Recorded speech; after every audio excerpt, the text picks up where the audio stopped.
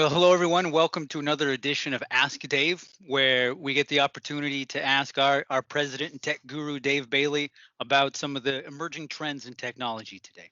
So with that, Dave, today I want to know, what is Microsoft 365? Get that question a lot. In Microsoft fashion, they've reserved the right to change the name of their products as they evolve and the market in which they support, right? So we started out with Office 365, and in jest, we now refer to that as the artist formerly known as Office 365.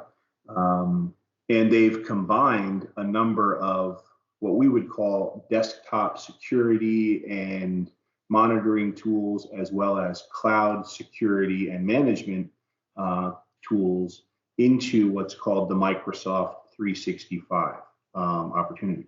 Depending on the level of subscription, how much you pay, essentially, whether like a business premium edition or an enterprise edition of the SKU,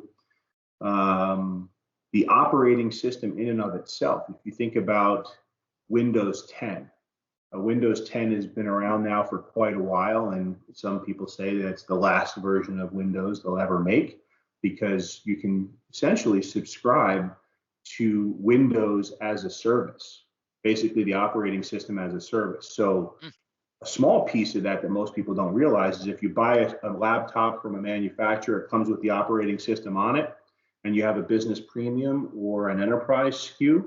On the business side, updates to that operating system and upgrades as the operating system moves through its life cycle are included with that SKU as long as you have an active subscription. If you buy a Microsoft 365 Enterprise SKU, it includes the Enterprise edition of the operating system, which affords some different features and security opportunities inside that technology. So it's really a way to bind together the operating system, the Office productivity tools that we've grown to know as part of the cloud offering, like Word, Excel, PowerPoint, Outlook, things like that. And then different security tools for both the end user, the operating system, and the way it authenticates to the cloud. So that's Microsoft 365. Oh, terrific. And how is that enabling or changing the game for remote workforces these days? Oh, great question. So remote workforce was kind of thrust upon all of us in the past year and continues to evolve.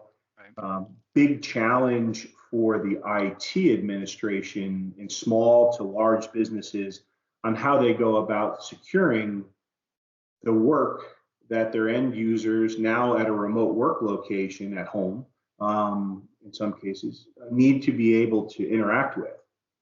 Traditional business model would have you sit at a laptop, go through some internet connection, maybe one of your company's endpoints, like a network device, if you were fortunate enough, and they made that investment or not.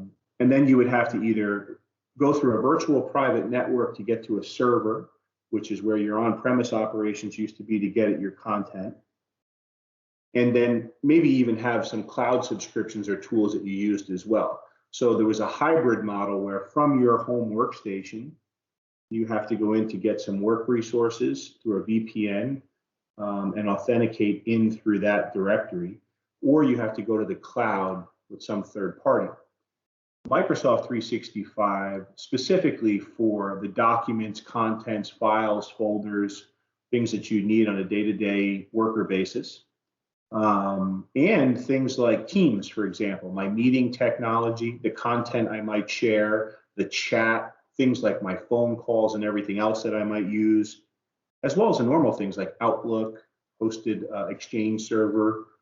And Microsoft 365 moves all of that into one centrally managed cloud location and allows not only the IT administration, but the end user to have a more secure interaction with that information exchange, the what we call the daily driver type functionality they use for their productivity, again, those Office applications, and much more.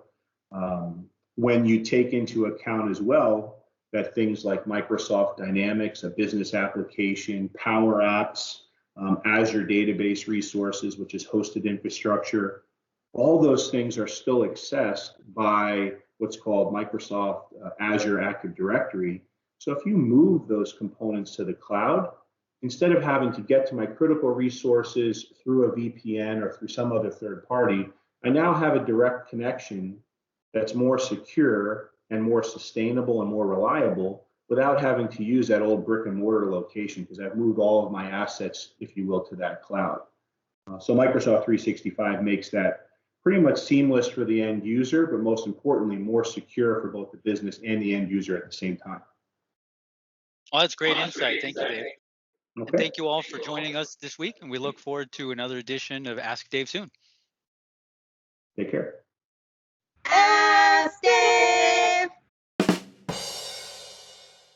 Got a technology question you need an answer for? Send us an email at connect@arcticit.com and your question might be featured on the next edition of Ask Dave.